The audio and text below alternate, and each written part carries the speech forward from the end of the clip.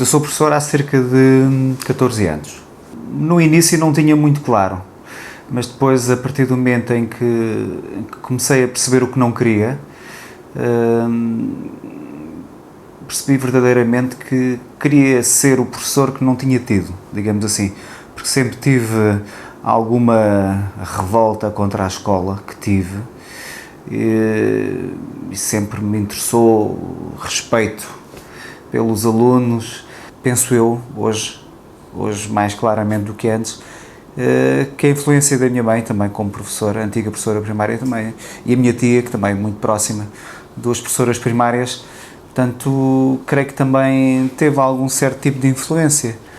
Portanto, a ideia sempre foi essa, tentar ser o professor que não tive, tentar lutar um pouco contra aquilo que eu vivi como aluno. Tive esse primeiro ano como professor de apoio educativo, não tive uma turma, digamos assim, estava a apoiar os alunos com mais dificuldades de aprendizagem. No segundo e terceiro ano, por opção própria, fui trabalhar para um colégio, portanto, para um externato. Depois regressei novamente à função pública e rapidamente fiquei no quadro, digamos assim, portanto, em termos sólidos, fiquei mais seguro, portanto, há uma continuidade pedagógica e já ficamos com um vínculo com o Estado, portanto, eu já no segundo concurso consegui ficar colocado como professor do quadro, digamos assim, já não como professor contratado, portanto, o meu um vínculo mais seguro, mais sólido. Isso aconteceu muito rapidamente, ao contrário de alguns outros colegas meus, ou professores que se formaram mais tarde tiveram mais dificuldades e continuam a ter mais dificuldades. São concursos que portanto, são feitos pelo Ministério, nós candidatamos e depois, derivado à nota e ao tempo de serviço que temos, candidatamos a uns agrupamentos em particular, fazemos uma lista e depois vamos ser colocados de acordo com as nossas escolhas e de acordo com o número de pessoas também que se candidataram e depois tem a ver com uma questão de graduação profissional, que é uma junção da nossa nota de faculdade com o tempo de serviço que vamos tendo. Se eu quiser me candidatar, existem depois concursos, não sei se é de 4 em 4 anos, se quiser depois mudar para um outro agrupamento, há essa possibilidade de mudar, mas portanto a estabilidade é outra, portanto, estou mais estável, digamos assim, se quiser ficar ali até me reformar, entre aspas, posso ficar. Digamos que as maiores dificuldades têm a ver com essa necessidade de criar sentido no trabalho, essa burocracia que não traz grandes benefícios para o trabalho do nosso dia-a-dia, para o trabalho pedagógico. Provavelmente essa poderá ser a maior dificuldade, apesar de eu referir que não posso queixar muito, que no meu agrupamento não tem muito essa prática. De resto, eu não encaro depois como dificuldades, eu encaro mais como desafios, o trabalho pedagógico, as dificuldades que temos com as nossas crianças, o trabalho com os colegas, que também não posso queixar, não respeitam o meu trabalho, apesar de termos metodologias e visões de educação muito diferentes, respeitamos-nos na minha escola, em concreto, portanto, são mais desafios. Os desafios constantes de tentar trabalhar da melhor maneira com os nossos alunos, de tentar conciliar o modelo pedagógico com as mudanças curriculares constantes,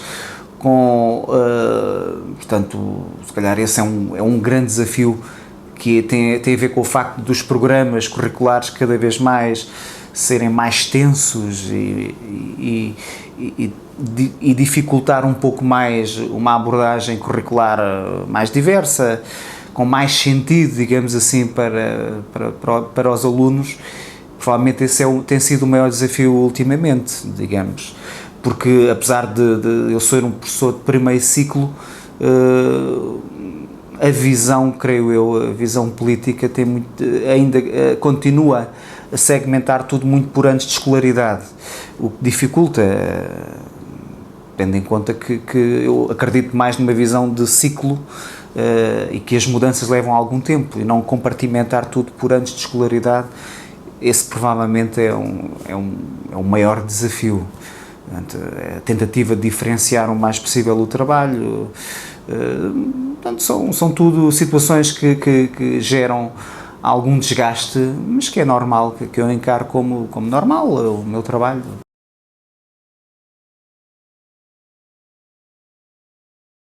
Quer dizer, os momentos fortes são sobretudo aqueles em que nós vemos as mudanças nas nossas turmas.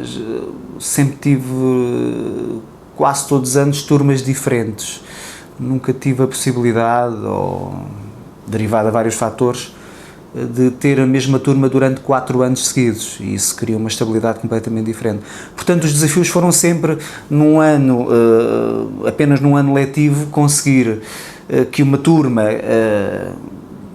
portanto, completamente habituada ao trabalho tradicional, focado na competição, chegar ao final do ano e ver mudanças claras, derivada a uma construção muito obsessiva de uma comunidade de aprendizagem. Digamos que essa é a maior alegria, não é? De ver que os nossos esforços depois dão estes resultados em tão pouco tempo. Isso provavelmente é a maior alegria, é o maior desafio, é ver esses resultados, não é? O passar da competição para a cooperação, esse, sem dúvida alguma, é o maior prazer que nos dá.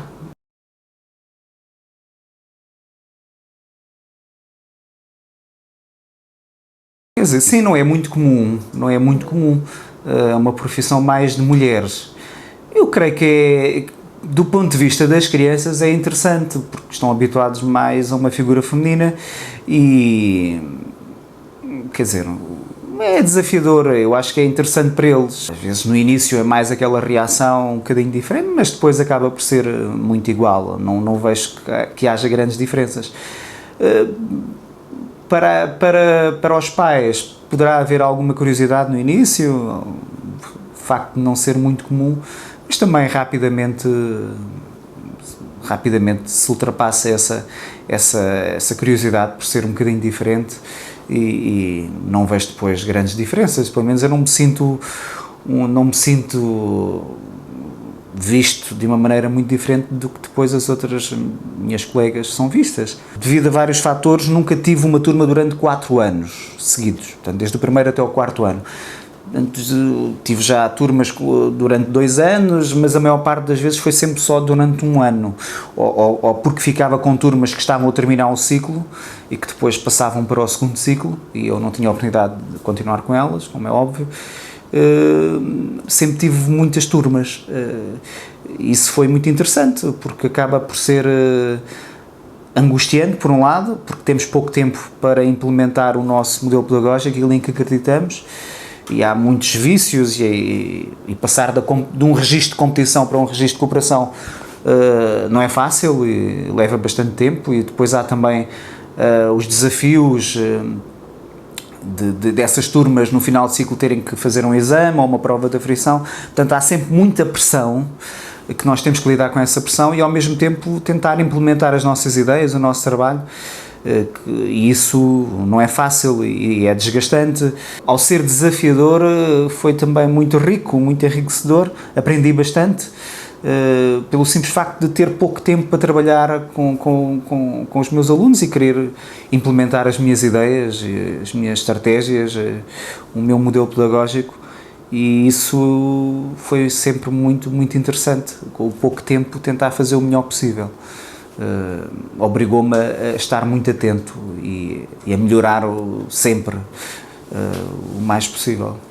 Eu encaro o trabalho como um ciclo, digamos assim, portanto 1 ano é pouco para conseguirmos implementar um trabalho coeso. Isto tem a ver também depois com as aprovações e as reprovações. Se pensarmos como um ciclo, naturalmente, como as crianças são diferentes, não evoluem todas da mesma forma, é óbvio, 1 ano é pouco, e por vezes uma criança pode se atrasar, E isso, se virmos sempre tudo como apenas um ano, quer dizer, cria sempre muitas dificuldades. É preciso dar algum tempo, é preciso esperar. E na educação o tempo parece que não existe nunca, não é? Há sempre muito pouco tempo, derivado a esta perspectiva de vermos as coisas apenas como um ciclo de um ano e não como um ciclo de 4 anos, que é o que acontece no primeiro ciclo. Portanto, se um professor puder ficar esses 4 anos com uma turma de alunos, obviamente que os resultados vão ser outros, a ansiedade é um pouco menor, não tem que haver sempre novas adaptações todos os anos derivado a um professor ser diferente, e para esta faixa etária é importante haver essa estabilidade. No geral, eu sou a favor desta continuidade pedagógica, portanto, sem dúvida alguma, e o que eu sinto é que nestes últimos anos tem havido mudanças positivas no sentido de os professores ficarem mais tempo nas escolas.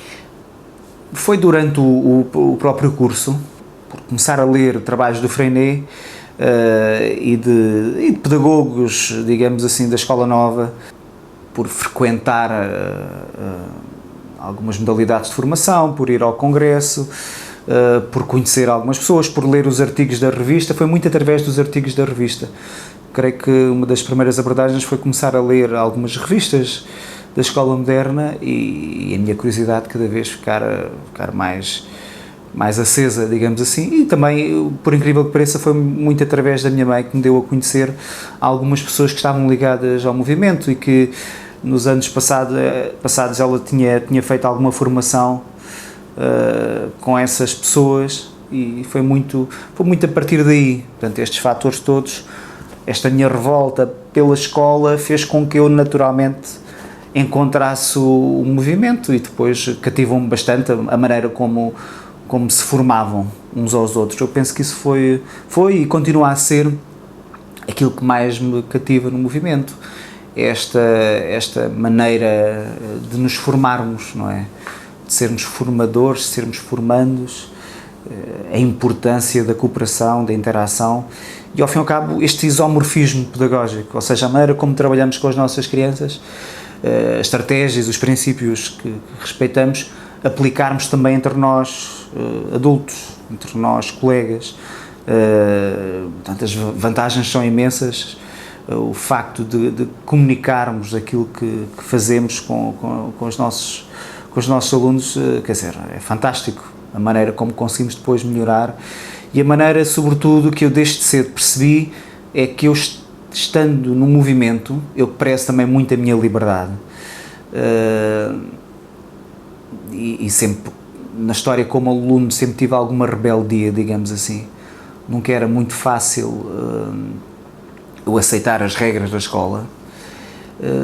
O que senti desde cedo foi que o movimento não me prendia, que o movimento me libertava. O movimento sempre me alimentou o meu sentido crítico, portanto nunca me senti fechado, muito pelo contrário, senti-me e sinto-me responsabilizado por aquilo que faço, por aquilo que defendo, por aquilo que digo, mas ao mesmo tempo sempre me senti muito capaz para olhar para tudo o resto de uma maneira crítica. Isso não tenho a menor das dúvidas, porque eu estou no movimento por uma questão de princípios pedagógicos. Portanto, não é por nunca estive no movimento ou nunca falei do movimento como eu gosto deste método. O movimento para mim não tem nada a ver com métodos, tem a ver com princípios. Portanto, eu sei perfeitamente onde quero chegar e, portanto, obviamente que isso faz com que eu tenha um sentido crítico pelos meios que utilizo.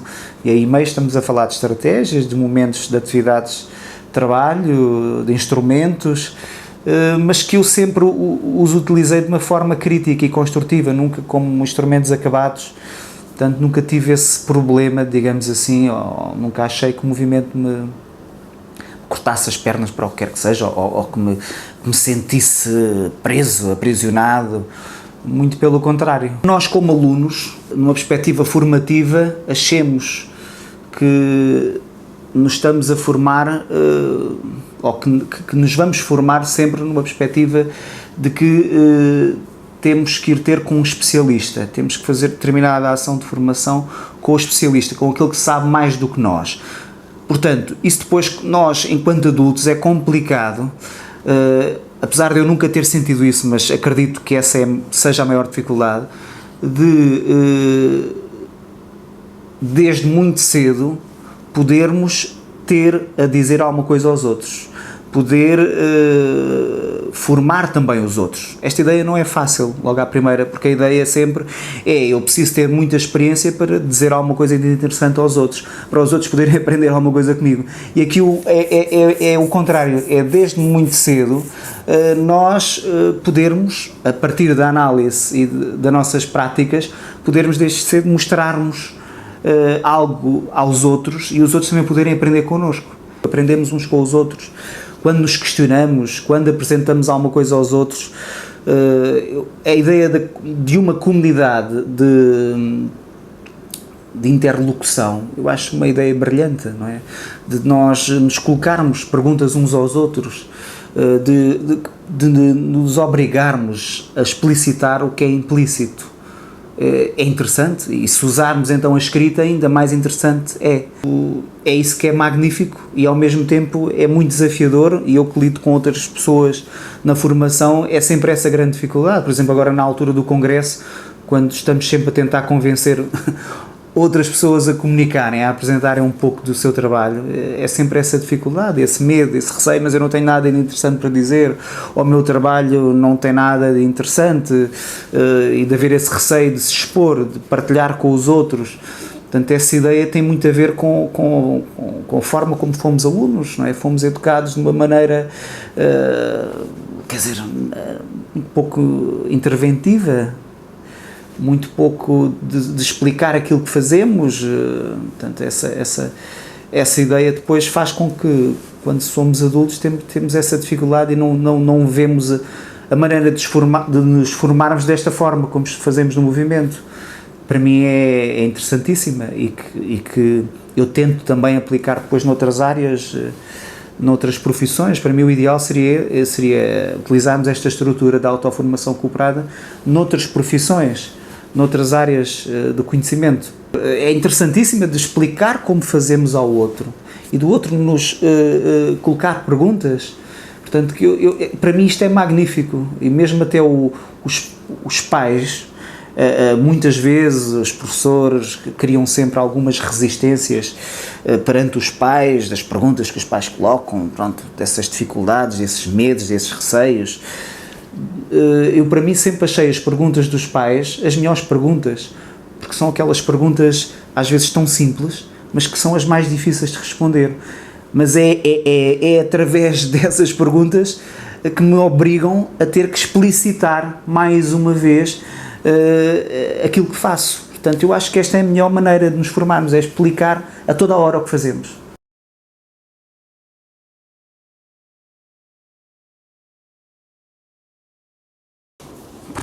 Isso é complicado. Eu estou aqui a tentar escolher umas palavras simpáticas. Eu sempre tenho tido uma grande defesa mental para não me deixar influenciar negativamente por os desabafos constantes e as frustrações constantes de muitos meus colegas. Apesar de ter tido sempre a sorte de não ter tido colegas muito zangados com a profissão e muito frustrados por estarem na profissão que estão e falarem mal a toda a hora de tudo, os espaços de salas de professores que tenho tido, quer dizer, tem sido o menos mal possível, ou seja, pelo menos são espaços que dá para desabafar, dá para dizer umas piadas, dá para relaxar, dá para lanchar, para almoçar uns com os outros, digamos, sem criar, sem estar muito no desabafo constante das frustrações da escola, digamos assim. E quando eu digo frustrações é falar mal dos alunos, é falar... nunca estive em escolas em que houvesse muito esse ambiente. E quando existe eu também não o alimento. Portanto, desde cedo eu falo com os meus colegas e... quer dizer, eu também tenho maus dias, também as coisas nem sempre correm bem. Agora, o que eu sempre tentei desconstruir com elas é que quanto mais falamos mal de uma coisa, quer dizer, temos duas opções: ou continuamos a falar mal e vamos continuar a estar mal, ou tentamos mudar alguma coisa, porque as pessoas não estão muito disponíveis para isso. Portanto, eu sempre tive esse espaço no movimento, fora da escola. Portanto, dentro da escola foi sempre muito pouco, quer dizer, porque muitas vezes temos ideias pedagógicas tão diferentes que, quer dizer, para o bem da nossa relação, mais vale às vezes não ter grandes conversas, porque vamos chocar. Quando as coisas não estão bem, paramos e vamos pensar como é que podem estar melhor. Porque, quer dizer, se estamos 5 ou 6 horas todos os dias, vamos tentar que essas 5 ou 6 horas sejam o melhor possível. Não é? Porque se são um inferno, quer dizer, são um inferno para mim e para eles. Não, quer dizer, então nada melhor do que pararmos e vamos ver todos juntos o que é que podemos fazer melhor. Não é? Porque é o bem-estar psicológico e emocional em primeiro lugar. Em primeiro lugar tem que estar isso à frente. Quer dizer, porque se eu chegar à conclusão, na minha profissão, quer dizer, que é um inferno todos os dias, e que se eu não consigo mudar, quer dizer, então tenho que mudar a profissão, porque não pode ser, quer dizer, em primeiro lugar está o meu bem-estar psicológico, quer dizer, senão é o que eu digo, que se eu passasse dias inteiros aos gritos, como eu vejo muitas vezes, quer dizer, eu tinha que, passado uma semana, eu tinha que pensar seriamente na minha vida, que uma pessoa passar um dia inteiro aos gritos a chatear-se com outras pessoas, algo está errado,